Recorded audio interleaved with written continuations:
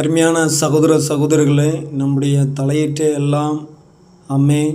அதாவது கர்த்தருக்கென்று முதன்மையாக கொடுக்கிற தலையீட்டை எல்லாம் கர்த்தருக்காக நாம் முழுமையாக ஒப்புக் கொடுக்கிறோமா என்பதை தயவுசெய்து சிந்தித்து பார்க்க அழைக்கப்பட்டிருக்கிறோம். ஒரு காலத்தில் எகிப்து தேசத்தில் அடிமைப்பட்டு இருந்த பாவத்தில் அடிமைப்பட்டு இருந்த நம்மளை ஆமென் அதிலிருந்து மீட்கும்படியாக அந்த எகிப்தில் உள்ள ஆமென் மிருக ஜீவன்களிலிருந்து ஆமென் தலைப்பிள்ளை சங்காரத்தை வரைக்கும் எல்லாவற்றையும் ஆமென் அழித்து போட்ட தேவன் ஆமென் நமக்காக யாவையும் செய்து முடித்த தேவன்.